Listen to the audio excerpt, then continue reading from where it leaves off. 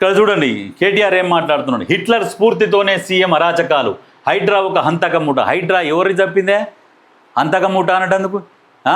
ఎన్ని వేల ఎకరాలు కాపాడింది, కబ్జాదారుల చెరల్లో నుంచి ఎన్ని వేల ఎకరాలు ఇప్పుడు హైడ్రా కాపాడింది, ఎన్ని వేల కోట్లు ప్రభుత్వం ఈ హైడ్రాని తీసుకొచ్చి ప్రజల సొమ్మును కాపాడింది. గుర్తుపెట్టుకోరి, అది ఎవరిదంటే మీరు కబ్జాలు చేసిన కబ్జాల చెరల నుంచి విడిపించి కాపాడింది.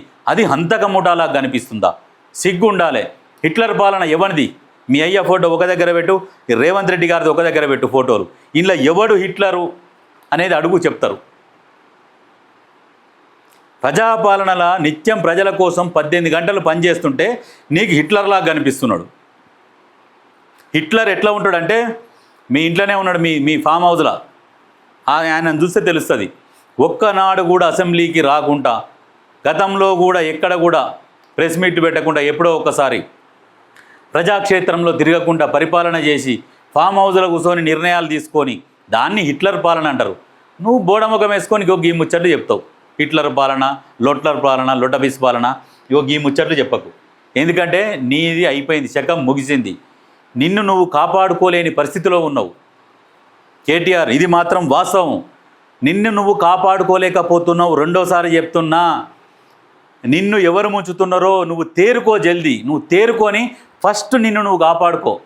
నీకేం జరుగుతున్నదో కూడా నీకు తెలుస్తలేదు. నీ పార్టీలో నీకేం జరుగుతున్నది, నీకేమవుతున్నది కూడా నీకు అర్థంగా అయితలేదు. నువ్వు ఓన్లీ ఇట్లా వెళ్ళిపోతున్నావు, కానీ వెనక ఏం జరుగుతున్నది నిన్ను నువ్వు ఫస్ట్ కాపాడుకో. తర్వాత మిగతా వాళ్ళ గురించి మాట్లాడు. మేమింతే మారమంతే నేతల తీరుతో నష్టపోతున్న బీఆర్ఎస్ పార్టీ. కొంతమంది కాంట్రవర్సీ కామెంట్లు, మరికొందరు కలుపుకొని పోవడం లేదనే విమర్శలు, ఇంకొందరికి పలు వివాదాలతో లింకులు, ప్రజల్లోకి వెళ్ళాలనుకున్న సమయంలోనే పార్టీకి షాకులు, అధిష్టానం నిర్ణయాలపై సర్వత్రా ఆసక్తి. ఏం ఆసక్తి చేసుకున్నా, ఏం చేసినా కాంట్రవర్సీలు. కౌశిక్ రెడ్డి కావచ్చు, బాల్కా సుమన్ కావచ్చు, క్రిషాంక్ కావచ్చు. ఇందులో ఏంటంటే ఎంతసేపటికి నెక్స్ట్ మాకు సీట్ రావాలన్న ఉద్దేశంతో రకరకాల విమర్శలు చేసి బీఆర్ఎస్ పార్టీని మాత్రం సంక నాకిస్తున్నారు.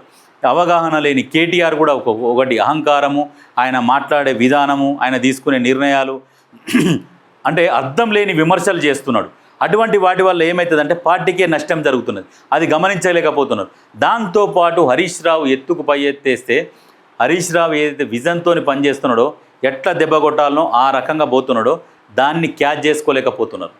హరీష్ రావు టాలెంట్ని ఖచ్చితంగా దగ్గరకు కూడా ఒక 5% కూడా టచ్ చేయలేకపోతున్నారు. ఆయన ఏం చేస్తున్నాడు, భవిష్యత్తులో ఏం చేయబోతున్నాడు అనే దాన్ని క్యాచ్ చేయలేకపోతున్నాడు కేటీఆర్. ఇంకా రాను త్వరలో ఇంకొక 6 నెలలు, సంవత్సరం లోపల బీఆర్ఎస్లో డిఫరెంట్ రాజకీయాలు ఉంటాయి. కేటీఆర్ కనుమరుగైపోయేది మాత్రం ఖాయం. ఇది మాత్రం వాస్తవం. దీన్ని పసిగట్టిన ఆమె కవిత పసిగట్టి బయటికి పోయి పార్టీని నిలబెట్టుకుంది. మరి కనీసం ఆ హరీష్ రావుని బయటికన్నా నిలగొట్టి మీ పార్టీనన్నా కాపాడుకోవాలి. కేటీఆర్ చేస్తే ఆ సాహసమన్న చేస్తే పార్టీ బతుకుతుంది, లేకుంటే ఇక కష్టమే. ఇక హరీష్ రావు మాత్రం ఆయన టీం ఆయన తయారు చేసుకున్నాడు. ఆయన ఏ క్షణమైన మూట ముల్య అంటే ఏంటంటే ఆయన ఉన్న గ్రూప్తో సహా చదువుకొని ఎండ్లకన్నా జంప్ అయ్యే ఛాన్స్ ఉంది, అవకాశం ఉన్నది. కాబట్టి కేటీఆర్ ఇక ఒక లోతుగా ఆలోచన చేయాలి. ఎందుకంటే వాళ్ళ వర్గానికి వీళ్ళ వర్గానికి పడతలేదు. ఇది జగం ఎరిగిన సత్యం.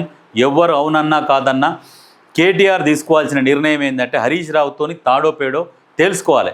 ఎందుకంటే మేమిద్దరం కలిసే ఉన్నామని చెప్పేసి మీది కలిసి ఉండడము, ఆ కడుపులో కత్తులు పెట్టుకొని తిరగడం, ఏడ దొరికితాడా ఇక రాజకీయంగా వేసేస్తామన్నట్టుగా ఈ రకమైన ఆలోచనలతోని వ్యవహారాలు నడుస్తున్నాయి. కాబట్టి కేటీఆర్ గారు తేరుకొని మరి ఏంది భవిష్యత్ కార్యాచరణ ఏందనేది ఆయన ఒక గట్టి నిర్ణయం తీసుకుంటే, ఎలక్షన్లు చాలా రోజులు ఉన్నాయి కాబట్టి ఇక వాళ్ళ భవిష్యత్తు బాగుంటుంది, లేకుంటే కష్టం.